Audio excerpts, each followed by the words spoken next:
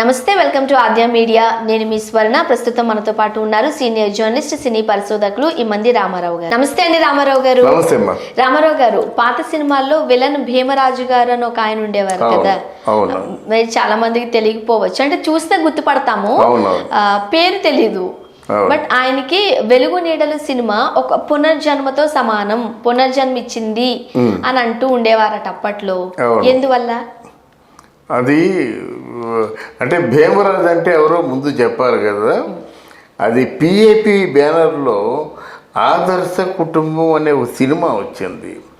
ఆదర్శ కుటుంబంలో జయలలిత పక్కన నాగేశ్వరరావు వేస్తే గీతాంజలి పక్కన ఒక ఆర్టిస్ట్ కావాలి. ఆ తిండిపోతు ఎప్పుడు తిండే తప్ప ఇంకేం లేదు. ఆయన ఆదర్శవటంలో ఉన్నటువంటి, అంటే ఒక చెప్పాలంటే నలుగురు హీరోలు అనుకుంటే నలుగురు హీరోల్లో ఈయన కూడా ఒక కథానాయకుడే చెప్పాలంటే. అది దాంట్లో భీమరాజు, ఆయన భీమవరం అది బాగా పొలాలు అంతా ఉంది. పేరే భీమరాజా, భీమవరం కాబట్టి భీమరాజు అన్నారా? బాగా తింటారు కాబట్టి భీమరాజు. భీమరాజు అంటే మిస్టర్ ఆంధ్రప్రదేశ్గా ఎన్నికయ్యాడు. ఖండం తిరిగిన శరీరం చాలా సినిమాల్లో ఆయన భీముడిగా చేశాడు. తర్వాత ఆదర్శ కుటుంబంలో హీరోగా, అంటే వన్ ఆఫ్ ది హీరోస్గా చేశాడు. చంటబ్బాయిలో చాలా మెయిన్ క్యారెక్టర్.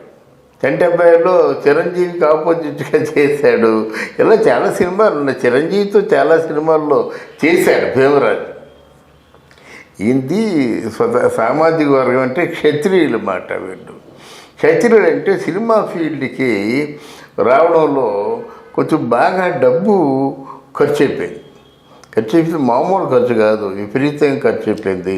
ఆ రోజుల్లో రాజుల్లో ఏంటంటే సంపద కొంటే పేరు, కానీ సంపదని అమ్మేసుకుంటే మాత్రం గొప్ప నామోషి. అర్థమైందా?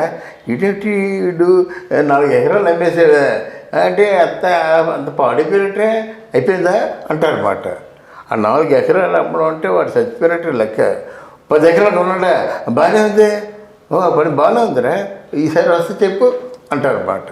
అది ఎక్కువ అలవాటు.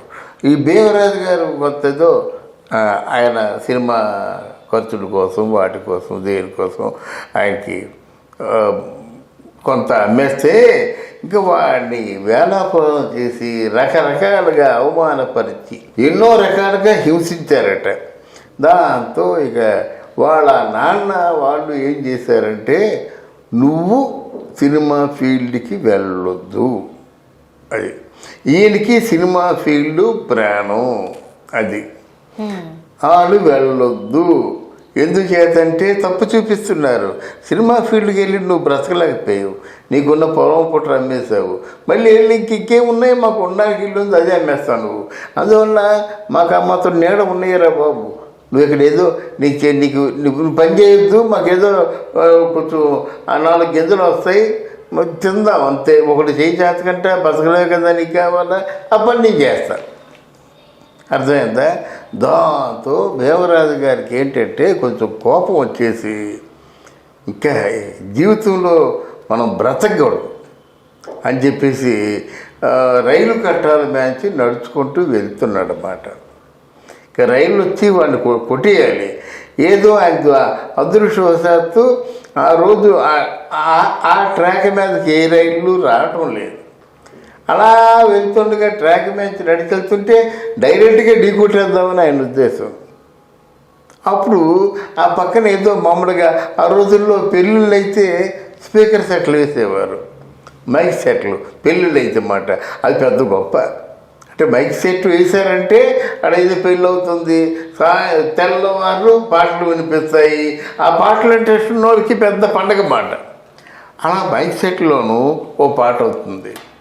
ఆ పాట ఏంటంటే, కలకానిది విలువైనది బ్రతుకు, కన్నీటి ధారలతోనే బలి చేయకు, అగాధము జలనిధిలోనే ఆనిముత్యమున్నటులే, శోకాన మడుగున దాగి సుఖమున్నదిలే, ఏది తనంతా తానై నీ దరికి రాదు, శోధించి సాధించాలి అది ఏ ధీరగుణం అనే పాట పెట్టినాడు అన్నమాట. దాంతో అంటే మనకి జీవితంలో సక్సెస్ కూడా ఉంటుందా అంటే ఆ సక్సెస్ ఎలా వస్తుంది? మనమే కష్టపడాలి. అంటే ఆ సముద్రంలో లోపలికి వెళ్ళినట్టయితే అనుభూత్యాలు దొరుకుతాయి కదా, అలాగే జీవితంలో కూడా లోపలికి వెళ్ళి కష్టపడి మనం శోధించి సాధించినట్టయితే జీవితం కూడా మాకు అందుబాటులో వస్తుంది కదా అనేటువంటి ఆ మాటలు ఆ రైల్వే ట్రాక్ నుంచి బయటికి నడిపించాయన్నమాట. అంతలో ట్రైన్ వస్తుంది, ట్రైన్ వెళ్ళిపోయింది. ఎంత పిచ్చి డెసిషన్ తీసుకున్నాను నేను. ఈ పాట ఇప్పుడు కానీ నాకు వినిపించకపోయినట్టయితే చచ్చిపోయేవాడిని కదా. అని జీవితం అంటే మా నాన్నో మా అమ్మో డబ్బో ఎకరాలో కాదు కదా. జీవితం అంటే నేనేం సాధిస్తానో అది నా వరకు, నేను సాధించేది నా జీవితం అవుతుంది. అంతేగాని వాళ్ళు చెప్పింది నా జీవితం ఎలాగవుతుంది, వాళ్ళు చెప్పిన దాని గురించి నా జీవితాన్ని సాధించుకోవాల్సిన అవసరం వచ్చింది. ఇది స్పష్టంగా నాతో చెప్పాడు భీమరాజు, నాకు మంచి ఫ్రెండు, స్పష్టంగా నాకు చెప్పాడు అన్నమాట. ఎక్కడ సాలిగ్రామంలో అరుణాథ్ ఇంటి పక్కన విజయకాంత్ ఇంటి పక్కన ఉండేవాడు. అరుణాథ్ ఇంటి కొంచెం ముందుకెళ్తే విజయకాంత్ ఉన్నాడు, సినిమా యాక్టర్ విజయకాంత్. ఆయన ఇంటి పక్కన ఉండేవాడు అన్నమాట భీమరాజు. 3 అంతస్తులు కట్టుకున్నాడు సాలిగ్రామంలో. ఆ 3 అంతస్తు మీద ఉండేవాడు, వెళ్ళి కబుర్లు చెప్పుకుంటుంటాడు. ఇలా మాట స్వయంగా చెప్పాడన్నమాట. కేవలం నేను ఇండస్ట్రీకి వచ్చి ఎన్నో అవమానాలు, ఎన్నో చీత్కారాలు, కేవలం కండలు చూపించి వాళ్ళు ఏమన్నా వేషం వేసి ఉండమన్న సమయం వరకు ఉండి అందరి దగ్గర మంచి పేరు తెచ్చుకొని ఇదిగో ఇంత సంపాదించాను. మా ఊళ్ళో పోయిన స్థలాలు పొలాలు కొనుక్కున్నాను. 3 అంతస్తులు ఉంది కదా, ఇంకా నాకు కావాల్సింది బ్యాంకులో ఎంత ఉంది. మంచిగా సంపాదించుకున్న తర్వాత బ్రహ్మడు బాగా సంపాదించుకున్నాడు. చిరంజీవి సినిమాల్లో చేసేవాడు, ఎన్టీ రామారావు గారి సినిమాల్లో చేసేవాడు. ఇంకేముంది కావాల్సింది. తర్వాత ఏమో ఆయన రామారావు గారి ఇంటికి వెళ్ళిపోయి అన్నగారికి ఎప్పుడు పాదపూజ చేస్తుండేవాడు అన్నమాట. రామారావు గారు బ్రహ్మాండంగా ఏం భీమరాజు గారు అంటే అయ్యా అనేవాడు. అంటే ఈ పని చేయండి అంటే చేసేవాడు అన్నమాట. అంటే నిండు జీవితాన్ని ఆయన ఆ ఒక్క పాట విని బ్రతికి నిండు జీవితాన్ని పండించుకున్నాడు. తర్వాత చాలా కాలం బ్రతికాడు ఆయన. 80 ఏళ్ళకు పైబడి బ్రతికి తర్వాత చనిపోయినాడు. అప్పటి వరకు ఆయన చెన్నైలోనే ఉండేవారా, ఊరికి వెళ్ళిపోయారు? చెన్నైలో ఉన్నాడు. ఆయన చెన్నై నుంచి రాలేదు. కొంతమంది ఉన్నారమ్మా చెన్నై నుంచి రారు, ఎందుకంటే అక్కడ బాగా సెటిల్ అయిపోయినారు కదా. చెన్నై నుంచి రావాల్సిన అవసరం వచ్చింది. పైగా అలవాటైపోయిన ప్రాంతం, బ్రహ్మాండంగా రాజావారు ఆయన. 3 అంతస్తులు, ఆ 3 అంతస్తు మీద ఉండేవాడు. 2 అంతస్తులు అద్దెలు, నెలకు 25,000 రూపాయలు ఎంతో వచ్చాయి. ఆ బ్యాంక్ వడ్డీలు, వాళ్ళకి ఏం కావాలి, ఆయనకి బ్రహ్మాండంగా ఉండేది అన్నమాట. భార్య బిడ్డలు, భార్య పిల్లలు అందరూ ఉన్నారు చక్కగా. వాళ్ళు హ్యాపీగా ఉన్నారన్నమాట. చాలా కాలం హ్యాపీగా ఉన్నారు. అది మంచి విశేషం తెలియజేశారు. Thank you so much. Thank you అమ్మా, థ్యాంక్ యూ వెరీ మచ్.